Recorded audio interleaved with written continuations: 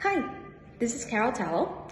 I graduated Barka Yeshiva in 2018 and Magen David High School in 2022, and I'm currently studying in Israel at Shalvim for Women. This week's parasha is Parashat Beshalach, and among the many epic stories that we read, one of them is our fight with Amalek and how we won, and we were subsequently commanded to eradicate them as well as never forget what they did to us. So how is this mitzvah relevant on a daily basis? And how do we do it nowadays? So the answer can be found by looking at the stories that appear in the Torah before the mentions of Amalek, not just in this week's parasha, but in Sefer Devarim as well. And Sefer Shemot Perek Yud Zayin starts off with the story of Masa Meribah, where Bnei Israel complain about a lack of water, and through their language, they fight with Moshe and they test Hashem. And even after the whole situation is resolved, we immediately start reading about Amalek. Rashi explains the sudden shift in stories using a mashal, where he compares Bnei Israel to a child on his father's shoulders. Despite the father doing everything for him, the child asks one day, "Where is my father?" So the father takes the son off of his shoulders, and the dogs come and attack him. So this shows that Amalek, the enemy, came because Bnei Israel had a doubt in Hashem and whether he was there for them.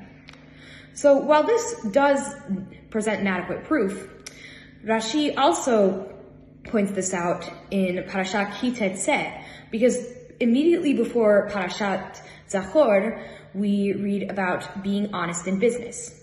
And Rashi uses the Hekesh here to explain that dishonesty in business would cause Hashem to bring the enemy, since the act implies ignorance of Hashem.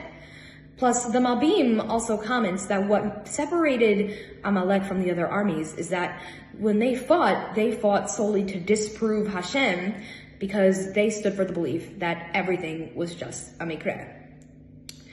So, on the surface, we can simply learn from here that we have to have our emunah in Hashem with us all the time so that we prevent Amalek from coming to us. However, we've previously seen Hashem destroy other nations in the past.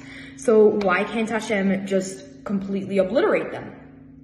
The Ashlich explains that each of our oivim has a sar in Shamayim that Hashem can harm.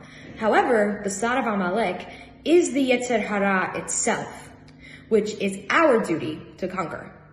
So, since Amalek represents the ideas that correspond with the Yetzer Hara, such as the notion that nothing is from Hashem or that everything's mikreh, the way we can work to eradicate Amalek is to find where he might be in ourselves and work on a way to destroy that.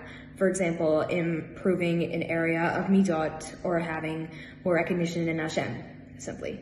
So, B'ezrat Hashem, we will be able to do that going forward. Amen.